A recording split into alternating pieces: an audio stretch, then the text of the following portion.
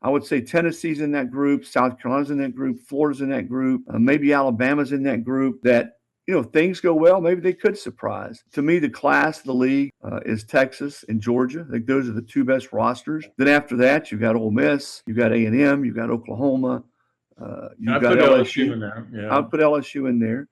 And then I think that's at third tier, Tennessee, Florida, South Carolina. I don't know if I'm missing anybody, but we're going to see somebody. It always happens. We're going to see somebody come out from the pack and have a really good year. Vandy last year won 10 games. Oh, yeah. South Carolina 2 years ago was knocking on the door of the playoff. There will be somebody that's not one of the usual suspects that will make a run. Another duly noted podcast comes to you from the Meldon Law Studios at the Hacienda. Okay, welcome in to another duly noted podcast presented by Titan MRI and Imaging, coming to you from the Meldon Law Gator Studios here at home. We are looking forward to our guest today, Chris Lowe from On3, the senior writer there. He does a great job. He's an insider. He knows a lot about college football, certainly knows a lot about the SEC, and a good friend of mine. We look forward to that. Coach Spurrier will be in on Monday with Robbie Andrew. Well, they'll be separate, but they'll be the same day. We think the following Thursday, Andrea Adelson is going to join us. We haven't confirmed that yet, but hopefully, well, she's really busy doing a lot of TV on the ACC network, so good for her. Maybe she's going to be the next TV star. Who knows? All right, so that is the schedule coming up, and it's time for us to get right to our Money Medals starting five. MoneyMedals.com is your home for gold and silver purchases, one of the largest distributors in all the United States. 2 Gator grads are running it, and you can reach them at 1-800-800-1865 or at MoneyMedals.com. Okay, number one on our Money Medals starting five, and that is kind of where we are right now, which is, I think people are just, and Zach and I were talking about this off air, people are just giving the same opinions about the same things over and over again and trying to market it differently, which I'm kind of doing myself. But this is where we are. This is the, I don't know if you call it, this is dumb talking season. And look, I'm including me in there.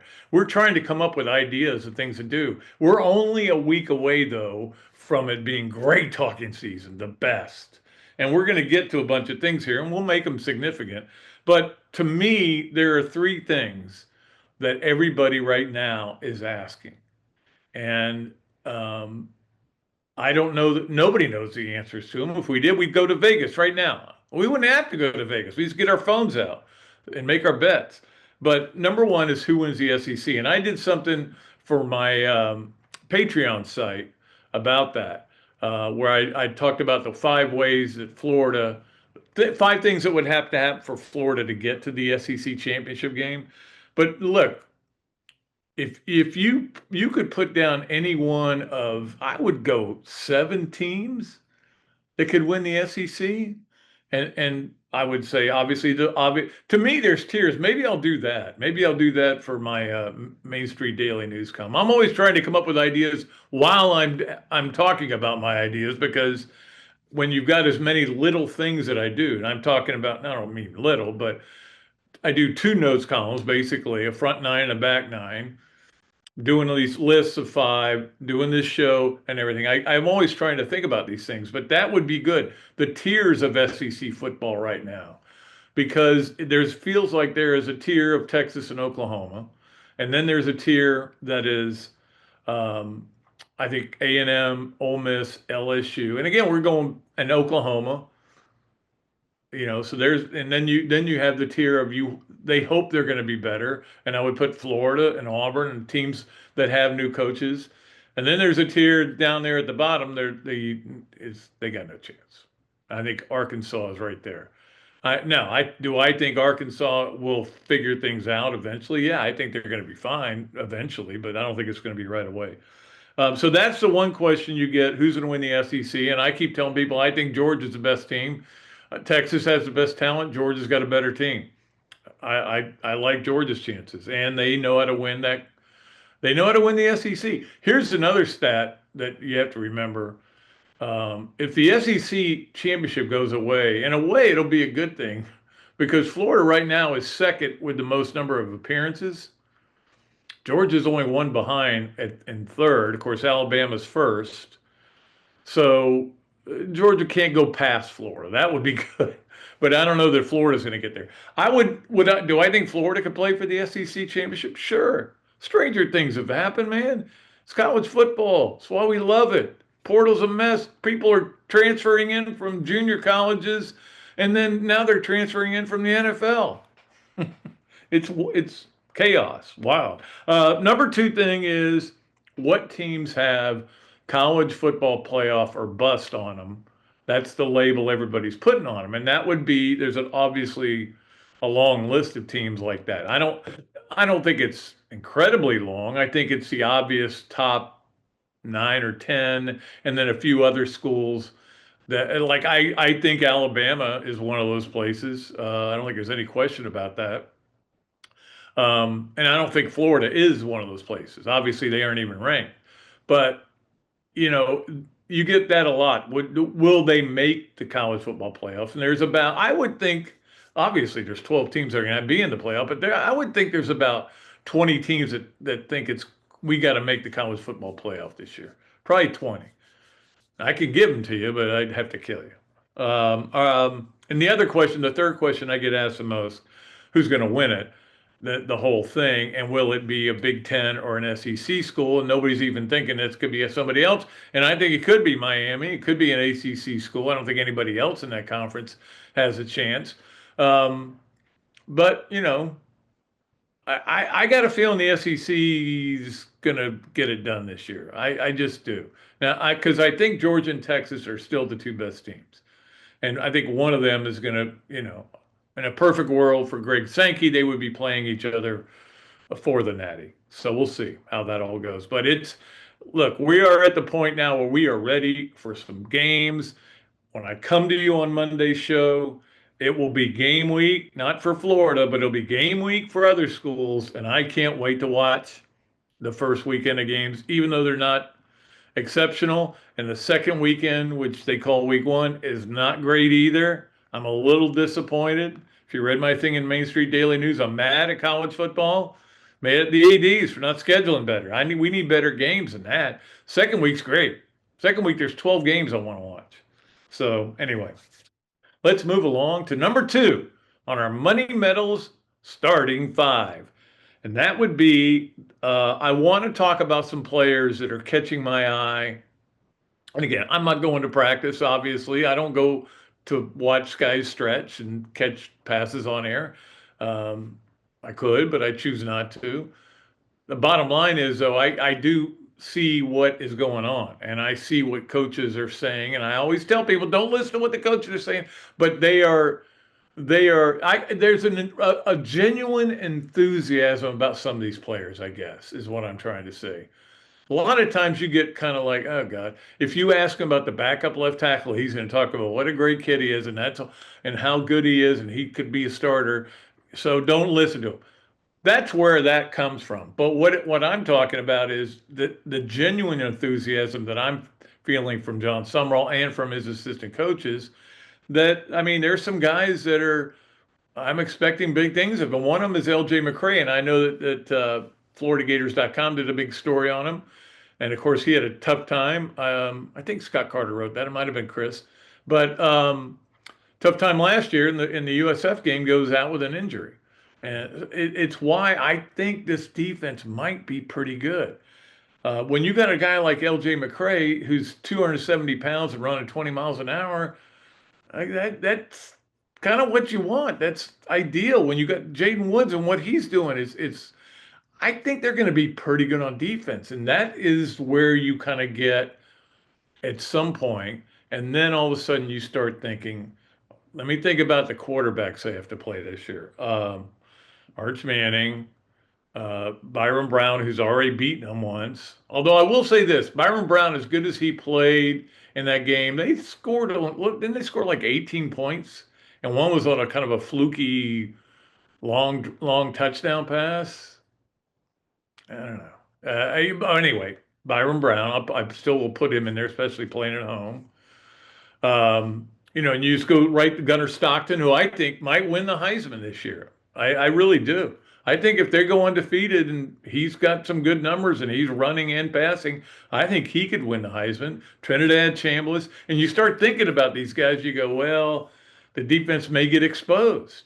So again, this is where we just need to see these games be playing. That's why we are so, I'm trying to think of the right word here. It's certainly excitement, but there is just a giddiness about watching this team because we just want to see it. We want to see what it can do. And this is what we would say last year, and then we would be disappointed.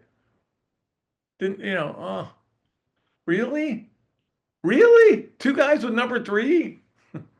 Anyway, I think LJ McCray is one of the guys they've got to show. And I love that Brad White's talked about the consistency they got to show. Consistency is the big word. Consistency has been lacking for 6 years, to be honest with you. Let's see some consistency this year. And that's why the Florida situation has been so weird.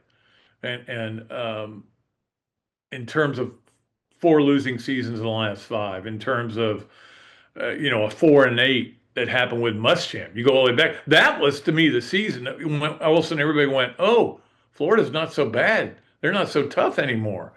Anybody can beat them. That to me, when Georgia Southern beat them, that was the low point in a lot of ways and started the downfall. But the point I'm trying to make is it's always been a roller coaster with Florida and their coaches.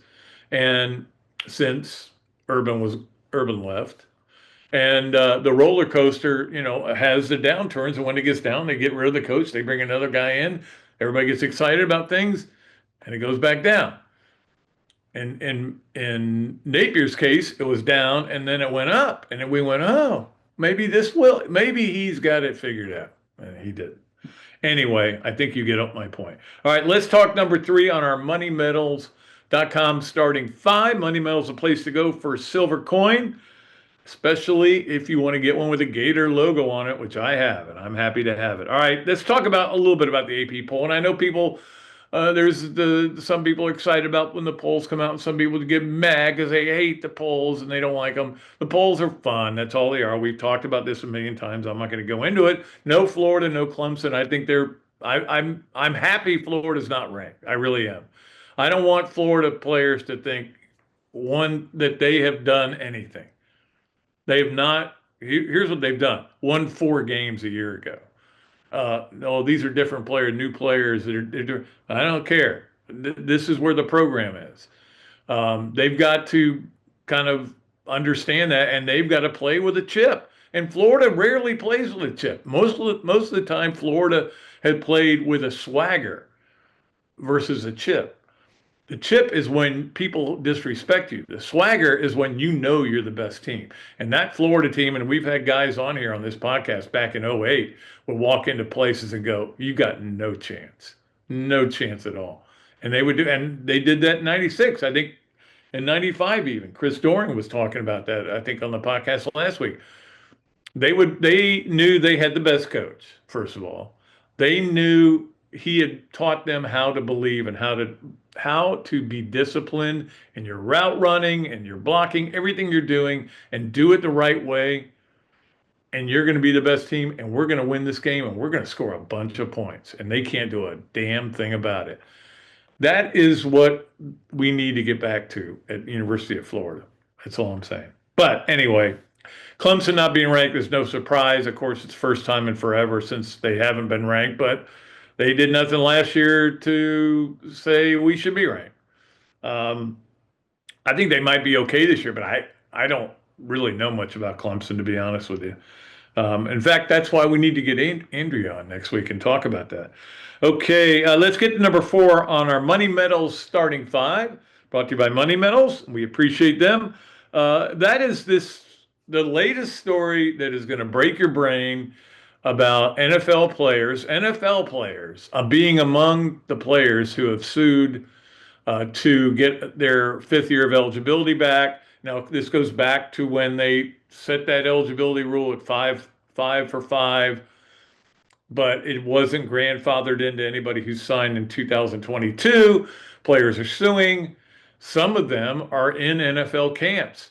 One of them, Jack Pyburn, who you remember here, I loved him as a player at Florida. He was good at LSU too. Had 2 sacks last week against the Jets. And, he's one of the guys in the lawsuit. This is another example of it just running amok, and we don't know where it's going to end up. And it's another reason where I think people get worn out listening to all this stuff. But look, we got to bring it up to you. We'll see what happens. But I was listening to the morning show, one of the morning shows today, and they were talking about this and how the point, I think it was Adam Schefter was making this point. The money you can make on the practice squad, if you're going to, let's say you're going to make a practice squad, and they tell you that, money you're going to make on the practice squad is less than you can make in college. So, and by a large margin. So you're going to go back to college if they will let you do that. Now, the SEC is going to fight it. I know that. They're not going to allow it to happen, I don't think, in this conference. It's wearisome. And I get tired of having to talk about it, but you got to talk about it. 3 of those guys are Ole Miss starters now. I guess if this all happens and that adds to their team, well, they don't need to add to their team. They're playing Florida this year. Anyway, maybe we can get Percy back for another year. Let's work on that. All right, and then finally, number 5 on our Money Medal starting 5. I was looking at some spreads today, and they still haven't kind of updated some of them, but it's basically the same. Auburn's still like a 1.5 favorite. Florida's still 26.5. One over in the first game against Florida Atlantic. And we'll talk a lot about Florida Atlantic coming up probably a little bit next week, maybe, just to give you guys an idea of what they have. But the one that caught my eye in the first week is the Florida, not the first week, but the second week, but week 1. Florida State is getting 2.5 points at home against SMU. Now, SMU's been pretty good, and I agree with you on that. I've also heard some intel out of their camp. Now, again, I'm just reading what people are saying. It's not gone well. Practices have not gone well there, and they're trying to put together a portal team again. But I mean, they got a great player in Deuce Robinson. That guy, I wish he wasn't back for another year, but I think he's really good. But quarterback is still iffy for me, but we'll see what happens. But I don't want to get, I'm going to try to, this is one thing I'm going to try to do in 2026. Not be so anti-Florida State to the point where I would buy a t-shirt if they get beat by somebody. I'm not going to do that anymore. I'm not going to root for Florida State, but I'm going to watch their game like a normal college football fan and not have this all built up. Now, my concern is if I do that, maybe all the bad karma I'm sending them all the time has been working the last 2 years. So I don't know. But I'm trying to turn over a new leaf. Like I'm going to get off the week 0 hill, things like that. I'm going to do all that. I'm going to be a better person in 2026 for college football season. And you're going to join it with me. I command you to do it. All right, we got to get a break. When we come back, Chris Lowe will join us, and we'll also do a yes, no, way, or maybe with him. This is another duly noted podcast presented by Titan MRI and Imaging, and it's coming to you from the Meldon Law Gator Studios. Give me 60 seconds and I'll show you why you should be buying silver and how to get started. Recent price spikes in groceries, healthcare, gasoline, steel, and lumber tell the story of inflation, as do raging bull markets in equities and housing. As the reality of all this inflation sinks in, investors will be acting quickly to diversify and protect themselves, their families, and their assets. That's why we're offering our Silver Starter Kit to help you get started in holding tangible wealth. This mix of our most recommended forms of silver includes 9 silver coins, totaling 4 troy ounces of fine silver. These pure silver coins have a low bid-ask spread, the difference between the price you pay to buy and the price you receive to sell. Low transaction costs are one reason Investopedia calls Money Metals the best dealer in America. Don't waste any more time. Start protecting your savings today with physical precious metals at moneymetals.com/go. Titan MRI. North Central Florida's premier independent diagnostic testing MRI facility. At Titan MRI, we're focused on you, the patient, having a great customer experience. Our MRI equipment is modern and 75% quieter than any unit in its class. And our MRI unit has one of the largest openings of any of the newer high-strength MRI units, which allows comfortable scanning for potential claustrophobic and larger patients. At Titan MRI, we look forward to serving you. Meldon Law has been serving personal injury victims since 1971. In those days, Jeffrey Meldon's presence as an attorney in the music scene dubbed him with the nickname the Hippie Attorney. And although times have changed, two things haven't: our commitment to bettering our community by helping the injured, Albert, are you ready to go to the game? and our love for the Florida Gators. If you bleed orange and blue, Meldon Law is the firm for you.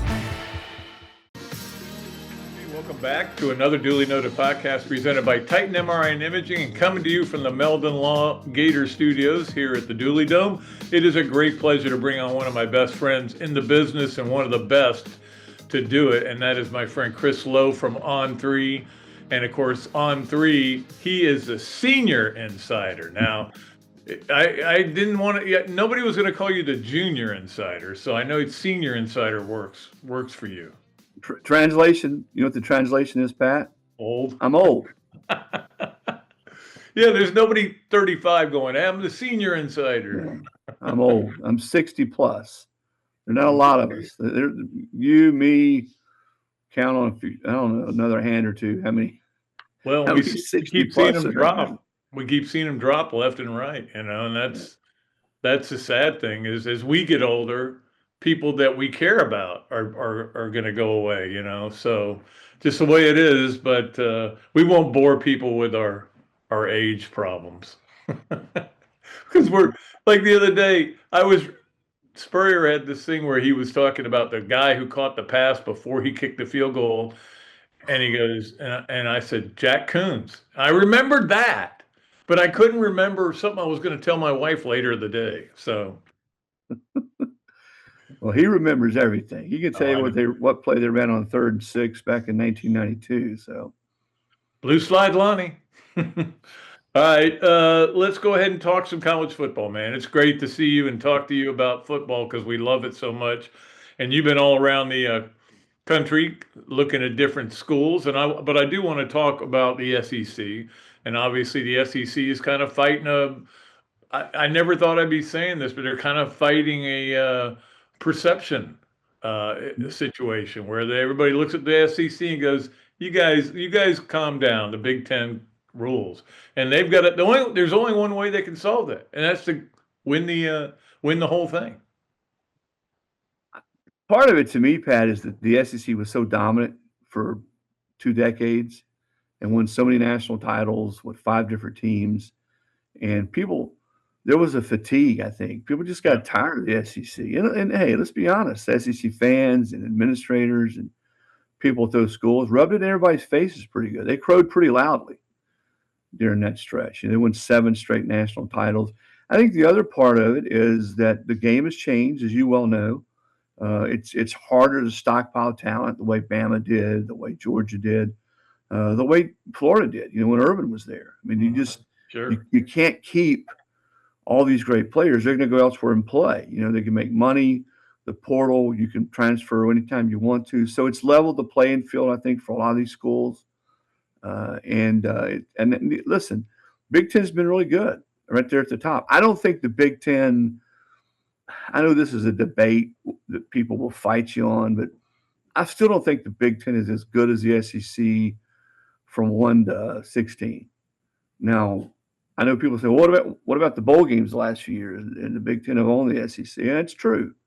I don't know that bowl games are a great gauge sometimes, but to be fair, when the SEC used to beat the Big Ten in bowl games, people would always bring that up. Yeah. And I think the coaching in the Big Ten is really solid. And they've added some really, really good football coaches from Dan Lanning at Oregon, Kyle Whittingham now at Michigan. Look at what Signetti's done at Indiana.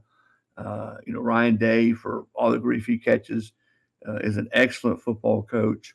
I like their their run of head coaches in that league. So I think there's several factors, and you're exactly right, man. The SEC can talk all they want to about, well, this is why the grind's worse. We get beat up. Nobody in the Big Ten or few teams in the Big Ten play non-conference schedules like we do. Texas, for instance, has to play Ohio State, but it is a Big Ten team. It's Big Ten SEC. But until the SEC wins another one or even gets to the title game, then they're going to keep hearing this type of narrative. Yeah, I don't think anybody in the Big Ten really cares about those bowl games until they win them. Right. And then they go, oh, well, we went 4-2, or whatever. And I agree, but I totally agree with what you're saying. The SEC it just mean more, I mean, we see the banner every time we pull up to the media days. So the SEC is a very cocky, very arrogant fan base. We don't like each other, but we love the conference as a whole, and I don't think that you necessarily feel that in the Big Ten. And I agree with you. The bottom of the Big Ten is really bad. But anyway, let's move along and talk about.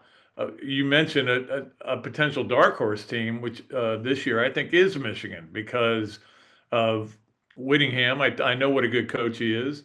Kind of got forced out there at Utah, but I think he'll do good, and he's got obviously a elite quarterback in Underwood. And Underwood's one of those guys that was really thrown into a tough situation, Pat, last year as a true freshman. The offense they ran, I don't think really was tailored for him. There was a lot on his shoulders.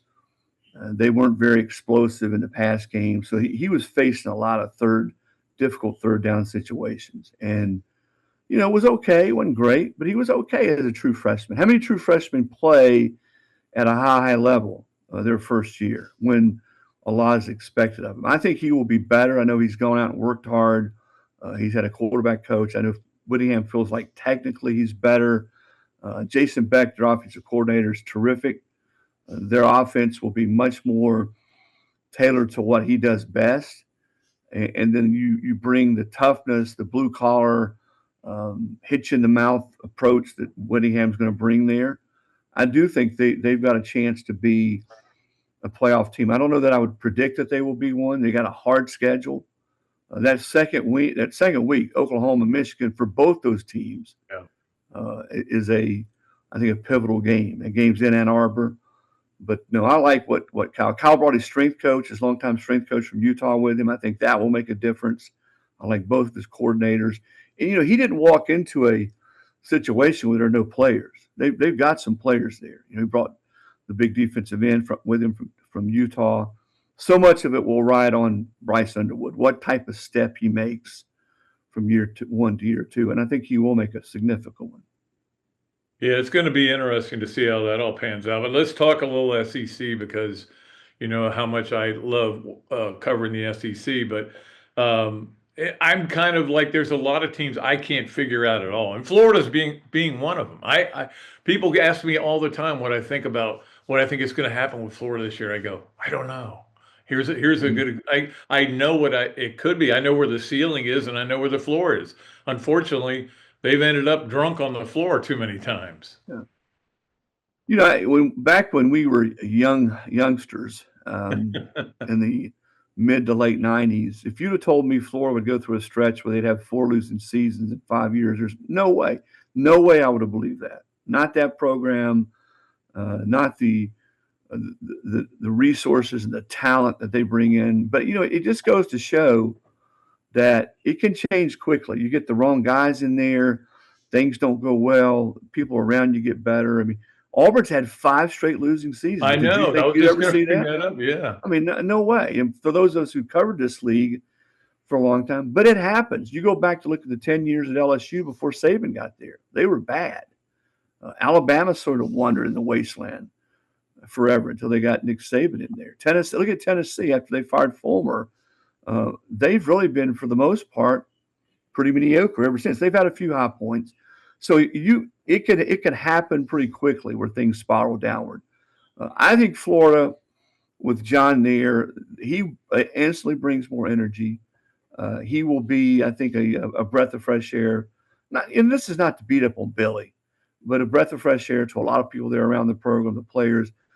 I looked this up actually before I came on your show.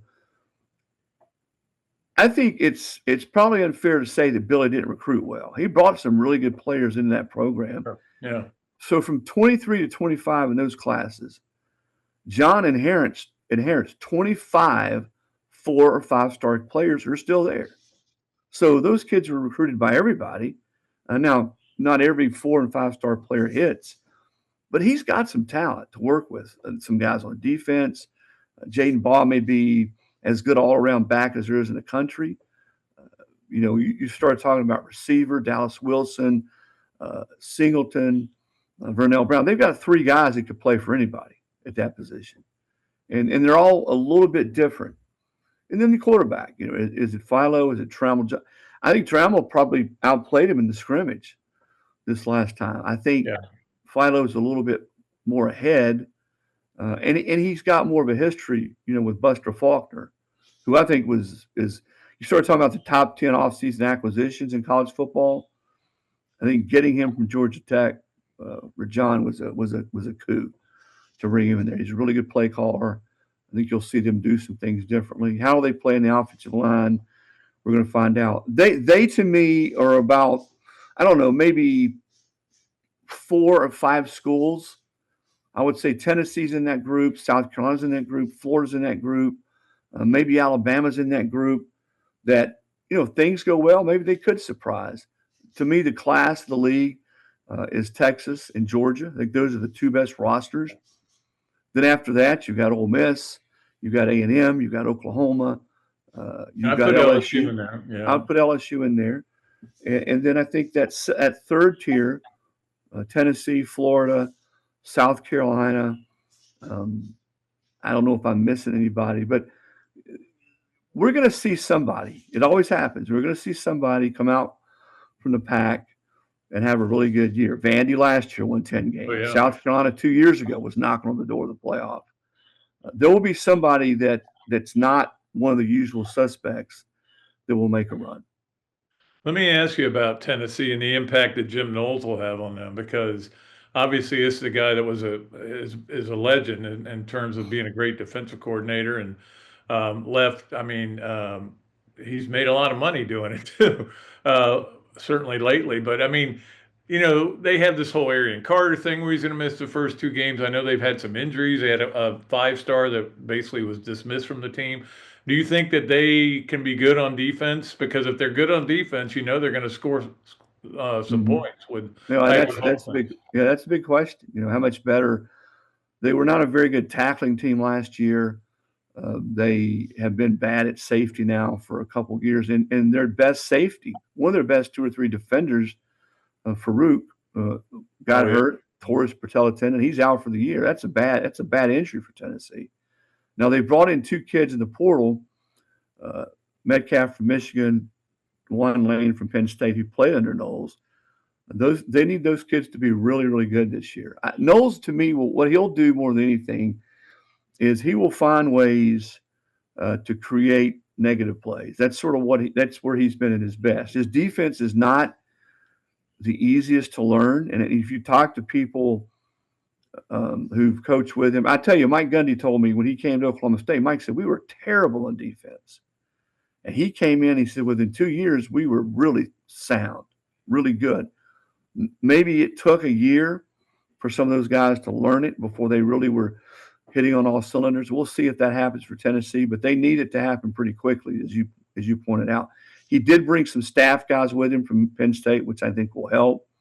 He brought some guys from Penn State, some players, like the Lane kids. Xavier Gillum in the middle there at defensive tackle, I think will be, when we look back in November, he'll be one of the top 5 or 6 defensive tackles in the league.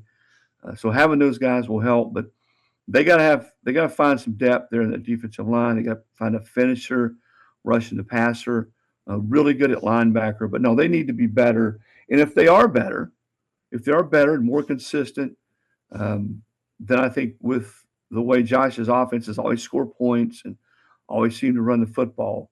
Now here's the caveat: they're going to be playing a first-year starter quarterback, and that's never a good recipe in this league is to be playing a guy who's never taken a snap, any kind of meaningful snap. They've got a true freshman and a redshirt freshman. I think the true freshman, Faison Brandon, will end up being the guy. He's really talented, Pat, but that's a tough road to hoe, man, in the SEC as a true freshman. And remember this, they played Georgia Tech at Tech the second week of the season. Oh. That, to me, will really set the tone for them, because the last thing you want to do is go lose that game with a true freshman quarterback, and then you've got the whole SEC schedule in front of you. Not just the whole SEC schedule, but 9 games now. Yeah, the 9 games thing. I mean, coaches are going to be talking about it all season. They've been talking about it all off season, talking season. They're going to continue to talk about it because, they were promised more access to the playoffs, and then it wasn't delivered. So it's going to be interesting. I do want to ask you about the ruling that came out yesterday, too, and how this is going to affect college football with the players winning the suit that allows them to come back. Players in NFL training camps, one of them had 2 sacks, former Gator and former LSU player, Jack Pyburn. It's I don't know where we're going now. I mean, we're going to get to a point where it's just like anybody can play anytime they want. It's frustrating. I keep telling myself, Pat, eventually it's going to be August 29th. There'll be a football game on. We'll all forget about this. Tell me I'm right about that part of it, at least. I think there's fatigue across all of college football. Certainly fans, most of the media, they're just tired of it. They're tired of the revisions to the Protect College Act. They're tired of the Senate meetings, and they're tired of senators and new meetings and subcommittees. I mean, I don't know about you, man, but Yeah, I probably should have gone to law school. But now to be able to I should have cover paid college attention football. in my law class at But Florida. I'm exhausted by it. I'm ready for the games to start. I'm like you. It's just nonsense, some of what's out there. And I get, you've got the people on the other side of the fence, the attorneys and, player advocates. I'm all for players getting everything they deserve. But to be in the NFL camp and say, hey, let's get an attorney and let's go see if we get a judge to rule in our favor. This is my fallback plan. If I don't make, some of these kids are still playing, obviously, and this is my fallback plan. If I don't make it, I get cut. I go back and play at LSU or Florida. Maybe, I don't know, has Jacques West Green got any eligibility left? Let's get Quezzy back. I'm trying to get Percy back at Florida. And I think the question I have, and I know you do, where does it end, man? Where does it stop? We keep thinking it's going to end and it doesn't. Yeah. And I think all coaches are the same way. But as you know, there are coaches out there that are working the system. I do think in the SEC that to see if a player does come back and play, because there's some coaches and there's some pushed, and some of them are saying, hey, I'm going to get in the portal and go elsewhere, somewhere else that I didn't play. I do think the SEC's rule on interconference transfer after January or after, because remember, trying to give you a real example. Nico Iamaleava at Tennessee. Remember, he transferred in April, but he could not transfer in the conference. He had to leave the conference. Right. And I think those rules would still apply. I don't see any way Greg Sankey is ever going to allow a kid to come back, get in the portal, and play at a different school. Maybe he goes to the same school. Maybe that court order, holds up. But I don't see them being able to transfer and go to another school. And if that happens, then man, you're right. All bets are off. Well, and that's the other thing. And he's come out very strongly. Says we're still adhering to the rules. And he sent that memo out to all the ADs. But look, the bottom line is the coaches are going to say, hey, we're behind the 8 ball because we can't take these guys. And meanwhile, we're going to play, Texas Tech, who does have these guys. Right. So, I mean, you're right. You're like me, man. I've got a lot of fatigue about this whole thing. It's just every time I think, well, we're about to be normal, we go to another level of craziness in college football. Yeah. It's hard to. I think the product on the field is probably as good as it's ever been. Yeah, I still am as excited when I get up on Saturday morning for the games. The fact that and you just got to adjust. We old guys have to adjust to this. Teams are not going to stay together for a long time. They're just not. The old days. Hey man, you get to see this quarterback throw to these three receivers to 3 straight years. Those days are over. Guys are going to come and go. Fans, I always tell fans, hey, you may love your team, continue loving your team, and these players, they're not always going to love you back like they used to. Not when they got a chance to go make $1 million or $2 million or whatever. And if I've got a kid, full disclosure, who's played for a couple years, he's had pretty good years, but then he's made some decent money, a couple $100,000, but Indiana or whomever, USC comes after him and says, hey, we need a quarterback. We're going to pay you $3 million. And I sort of get it. Everybody's situation is different. Every player's family, their backgrounds are all different. So, but just the fact that chaos exists right now outside the game, I think for most fans, they're just over. They're ready for the season to start. We got what we got. Let's see what our new players look like. Let's see what the guys we got coming back look like and how they gel together. Yeah, it's wild. All right, it is time for us to play our game that we love to play, Yes, No Way, or Maybe, brought to you by Big Mills Cheesesteak. And of course, this is the Big Mills Cheesesteak Zoom line that my friend Chris Lowe is on. Of course, if you go in and say, hey, I listened to Chris Lowe on another Duly Noted podcast, you get free French fries with your order. All right, here are the 3 questions for you, and you can answer them quickly or you can answer them longly. Either way is fine with me. Number 1, the SEC again has 5 teams in the college football playoff. Yes. I think so too. I think they get a little bit. Coaches will tell you this. They're scared that this won't happen. I do think they get a little bit of a benefit of the doubt from the committee this year, Pat, that they're playing that 9th league game. I think that will end up maybe playing more in favor of the SEC than the coaches would lead you to believe right now. Yeah, I think so too. That's a good point. Number 2, they may need, on Yes, No Way, or Maybe, brought to you by Big Mills Cheesesteak, they may need extra security for the LSU at Ole Miss game this year. 1,000% yes. Lane better show up in like an armored vehicle.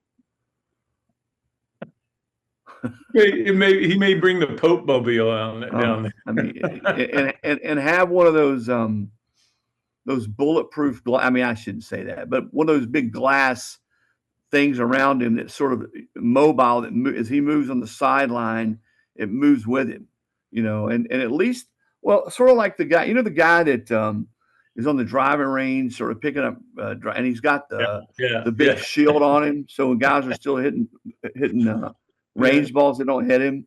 Maybe Lane needs one of those in this game, so people don't throw golf balls at him like they did in Tennessee. Hey, he's got to come to Tennessee too. He does. So he goes to Ole Miss and Tennessee.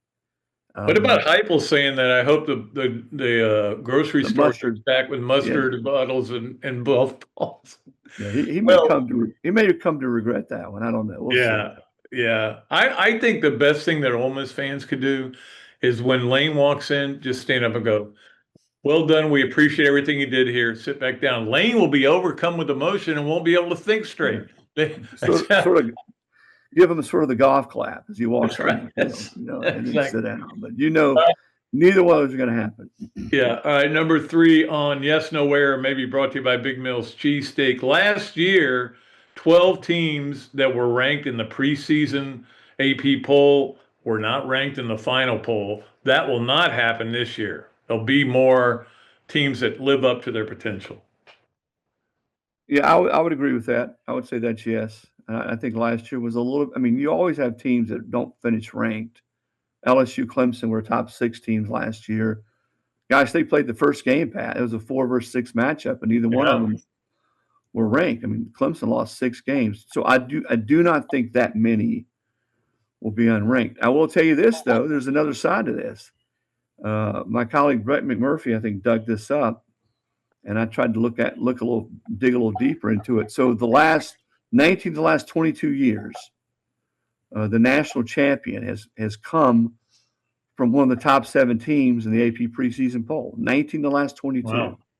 So that tells you, if history means anything, that you better be ranked in those top 7 if you're going to win it all. But here's to me is the great caveat. The 3 exceptions, one of them's obvious. Last year was Indiana. They were ranked like 20th. Yep. The other 2, FSU in 13 was ranked 11th. And then in 2010, Auburn, who had a quarterback who was pretty decent, was ranked like 22nd. Well, what do all 3 of those teams have in common, Pat? All 3 of their quarterbacks were Heisman Trophy winners, and all 3 were number 1 picks in the draft. Wow, that's a great stat. That is great. I was going to say 06 Florida might have been in there. No, they were somewhere there in the top 7. Yeah, they might have been. Yeah, but that team I don't think gets enough credit, but they were pretty good. Obviously, they won it all, as you do every time you come on, and we appreciate you, Chris. You're a good man. I always look forward to visiting with you, man, and sort of talking a little old school football. Games changed a little bit back since the days we meet there at the press box with Norm at the Swamp, 95 or 96. Just changed a tad. Yeah. Now we're sitting there, we're going, hey, we want to watch this game. And they go, it's on streaming. So, I mean, now streaming, what are you talking about? We don't know what that is. I can't watch streaming because you can't turn it off. If you turn it off, then it takes 5 minutes to get it back. So I just give up on that. You'll appreciate this. So a lot of the younger guys and there's a lot of really good, younger, talented people in our business. And I look back to when I started, and I was a hack. Just didn't know what I was kind of going. How I got into college. But I tell people, in their late 20s, early 30s, mid 30s, I said, imagine going to Florida, Tennessee in 1995, a top 5 matchup, 1 versus 3 or 2 versus 4, whatever. You've got Danny Warfel there, you've got Peyton Manning there, you got all these great players. It's a 1 o'clock game, or maybe most of those are probably 3:30 games, right? And you write the story, write a notebook, write a story, and none of it sees the light of day until the next morning when the newspapers come out. Yeah. And they're like, well, I'm like, what do you mean? I'm like, there was no immediacy back then. If people watched the game, you had news stations that showed highlights. But if Pat Dooley wrote his column, or David Clymer wrote his column, or I wrote the story or a feature or a notebook, nobody's reading that until they pick up their newspapers the next morning at 6 or 7 o'clock.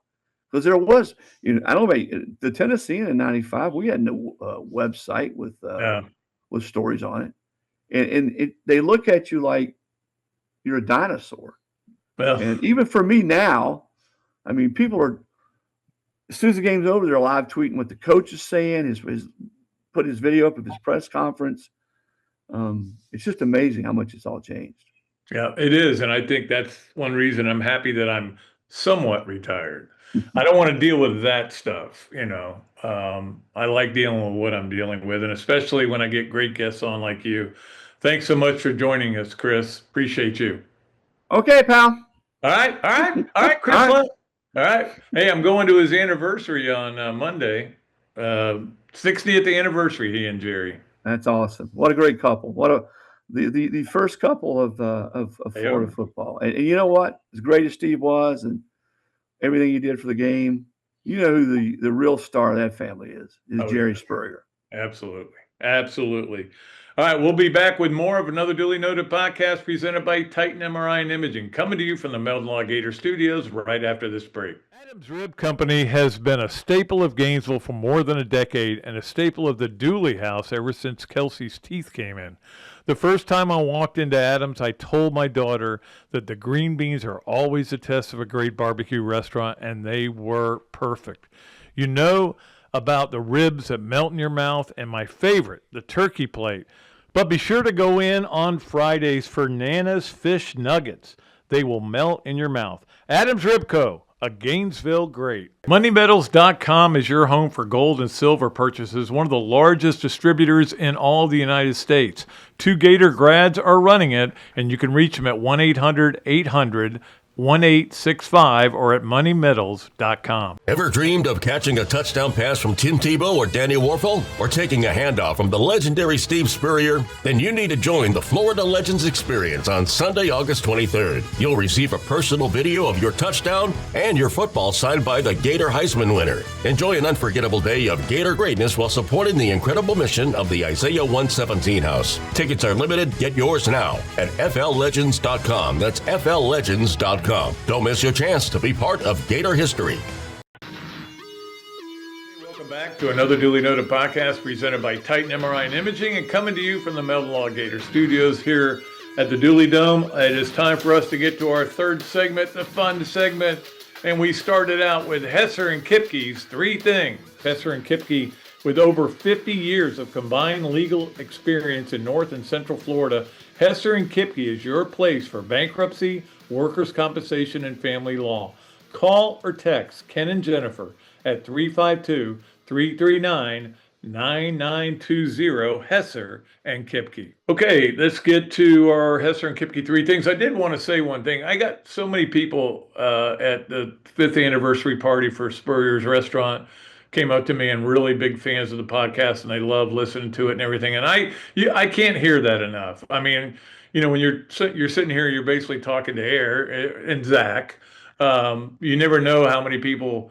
I know they give me the numbers all the time, and they're really good numbers. But I would love it if I love it when people come up and just tell me how much they like it. So I appreciate that. I wanted to make sure I said that. All right, let us get to our Hesser and Kipke Three Things, and that includes Ken Hesser, who's always telling me things that we have said on our podcast. All right, number one on our Hesser and Kipke Three Things, and that is that the Bucks have got Vita Vea to sign an extension. You kind of knew that was going to happen. He was having what is now called a hold-in instead of a hold-out. I don't know if that term just came up this year. I don't remember hearing it before this year, but now they're calling guys who go to camp, but they want a new deal, and maybe they're not going to play as hard. They're hold-ins. So anyway, you kind of knew that, but he certainly is a big factor in that team, and especially on that defense. So that's good news for the Bucks. We'll get to the Bucks in a little bit when we do our games of the weekend as well, and we may sneak them into a quick pick. All right, let's get to number two on our Hesser and Kipke Three Things, and that would be that we now know who North Carolina's starting quarterback is going to be. And I know you were beside yourself trying to think of who it might be. You were scared. No, we knew better than that. Anyway, his name is Billy Edwards Jr., and if you don't know him, I had to look up some stuff on him. But he did play at Maryland. He played at Wake. He played at Wisconsin and got hurt like in the first or second game, I think. He's been around for a while. I'm not that familiar with him. I don't know that I've ever seen him play in a game, but he will be the starter for Saturday's game, noon, from Dublin, next Saturday, the start of college football season. And all the people want to tell you when the start of college football season is, that is it. I think I've said it was something. Somebody else says it was this. Somebody else says it was this. The start of college football season is noon, August 29th. That's it. And I can't wait for it. Look, I know it's not the most exciting game in the world, but I want to watch it, and I want to watch that late game too. And we'll talk about all that later. All right. So anyway, let's get to number three on our Hesser and Kipke Three Things. And I'm sure that Ken Hesser is very happy that all of a sudden we have a race in the National League East, and I am not happy about it. It feels like it was yesterday when the Braves won and the Phillies lost, and the Braves went to 9.5 up. And I'm like, can I breathe now? Can I breathe now? And I go, well, there's still like 40-something games to go. Now it's 4.5. Braves do play today against the White Sox in a makeup game, and then they got to go to Milwaukee. I am very nervous right now to go from 9.5 to 4.5 like overnight. And the Braves have lost, I think, 6 out of 7, 5 out of 6, something like that. Phillies have won 5 in a row. But this is what football season is. It's a grind, as you know, and it's not about how you played in a certain month or a certain week. It's about how you play over the season. It goes in spurts, and nothing. You can look at some of these different divisions, which have teams leading by 2 or 3 games, and they're barely over 500. That's just the way it is, And then there's the Dodgers, and of course they're struggling.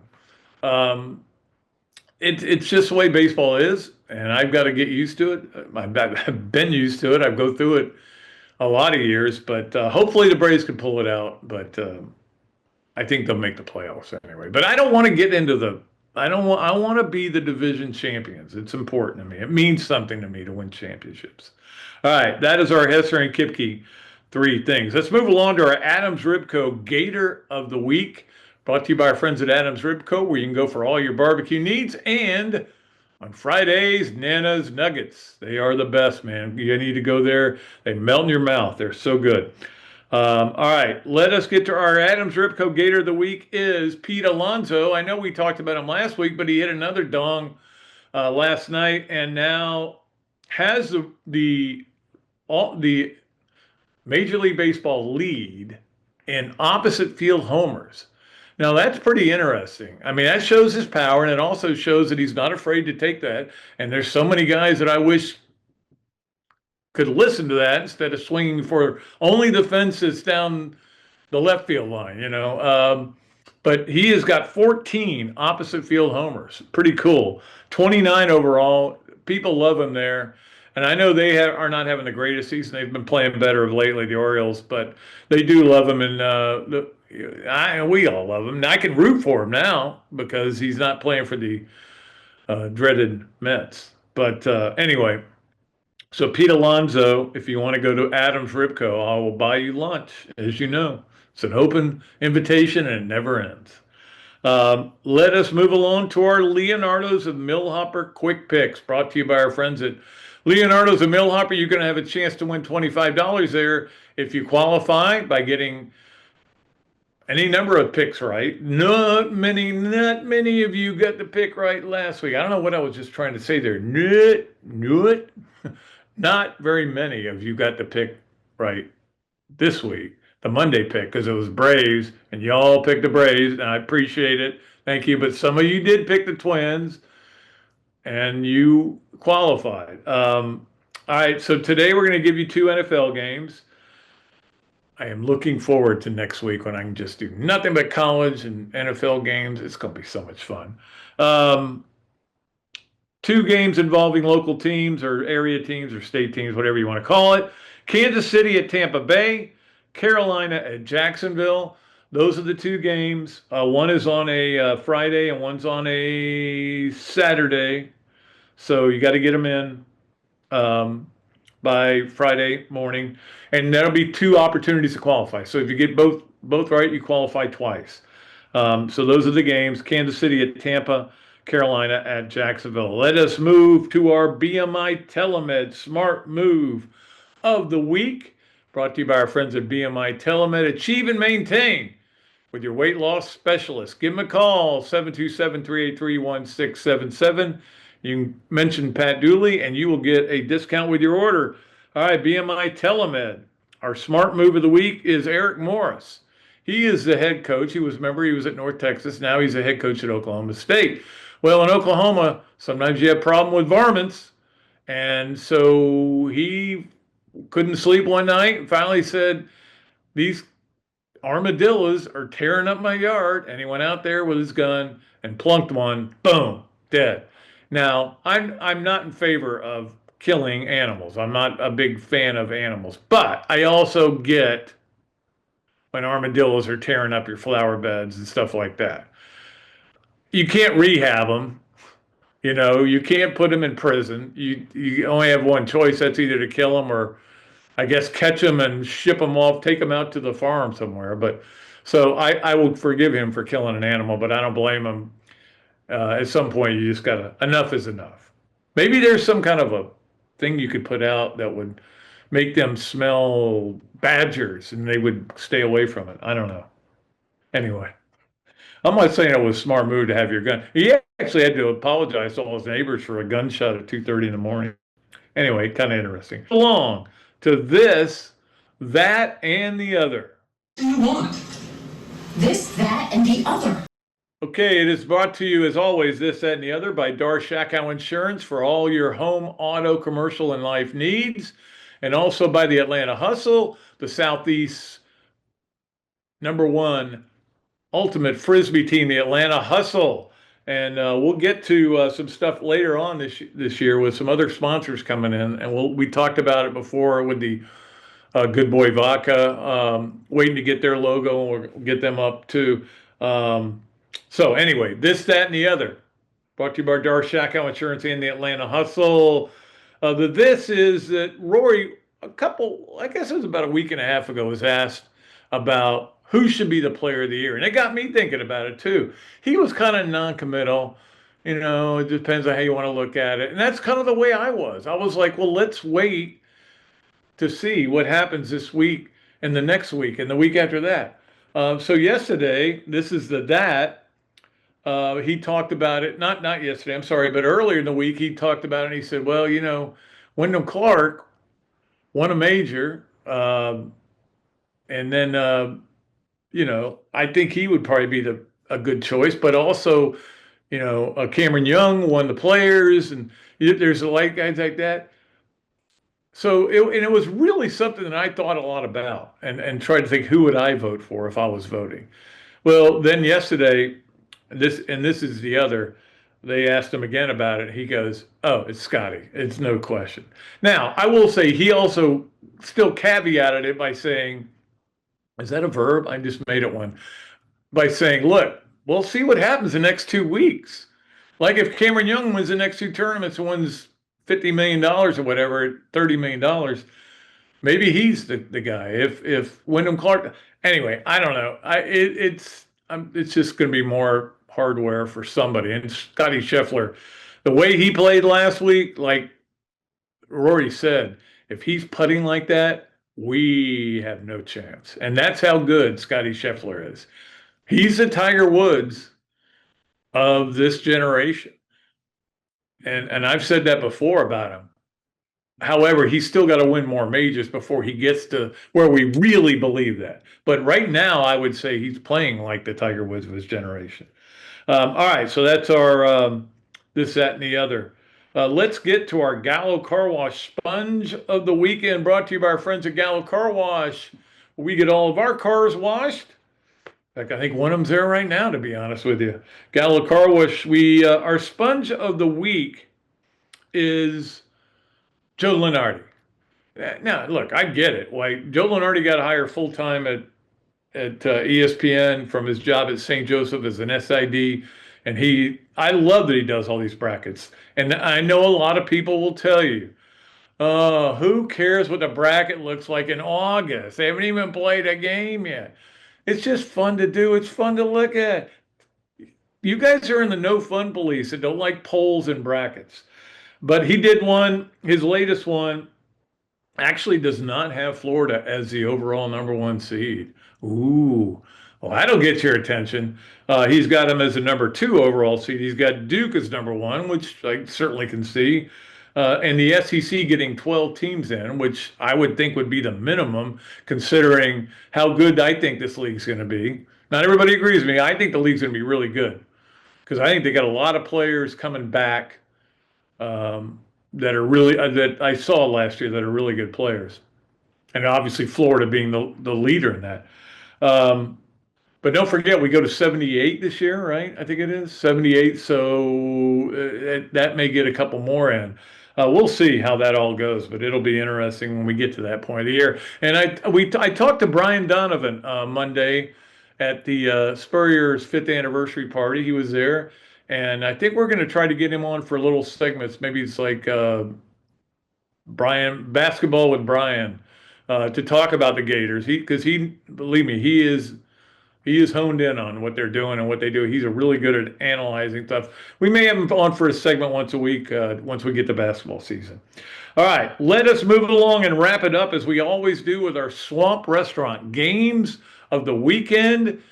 It is the time of year when you need to go to the Swamp Restaurant. We always need to go to the Swamp Restaurant, but you need to go there and watch some games and have some drink specials and have some food specials. It is awesome there.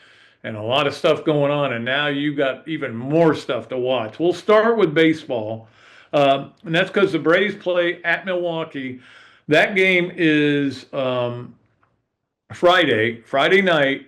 How about this matchup? Chris Sale against Jacob Mizorowski, or I don't know how you say his name, Mizowski, whatever. He's the guy who throws 103 miles an hour. So, and he's really good in addition to being, and because it moves. And that's, I've always said about Liam Peterson. You can throw it 98, but if it doesn't move, it doesn't matter. Anyway, I'm not going to get into that. So that game is Friday, 3:30. It's on that ESPN Unlimited channel, which I get. If you subscribe to ESPN, you get. And that'll be something worth watching on Friday afternoon. Saturday, Washington at Miami on FS1 at 4:10. You also have the Boston is playing San Francisco at Boston, 7:15 on Fox. You've got the that's on Sunday. Oh, and then they play again on Sunday on NBC, San Francisco at Boston, 3:15. Sometimes I can't read my writing. Atlanta at Milwaukee, 7 o'clock on ESPN. So a lot of Braves baseball this weekend. Now, NFL, I'll give you the highlights. There's a lot of games, obviously. Thursday, we have a game, Las Vegas at Houston. That's an 8 o'clock game on ESPN. You have the Friday, you have Carolina at Jacksonville. That's on at 7:30 on TV 20. So you can watch it there. You don't have to watch it on the NFL Network if you don't get that. Kansas City at Tampa Bay. That's on WOGX. So you'll be able to watch those games there. That's on Saturday. The Giants at Miami is on the NFL Network at 4 o'clock on Saturday. And then Sunday, we have a Sunday game, one game, and it is Seattle at Tennessee, 8 o'clock on Fox. So a lot of NFL preseason games. And this is the one game where you kind of get to see starters. They only play a little bit, but they'll play. So I would be fired up a little bit about it. And you also have, obviously, the golf is going to be going on all weekend on CBS. And I've lost a little interest in it only because Ricky Castillo didn't make it and they didn't have any Gators. But I'll watch it. I'll be into the golf this weekend. There's a lot of stuff going on, certainly. And we can't wait for it.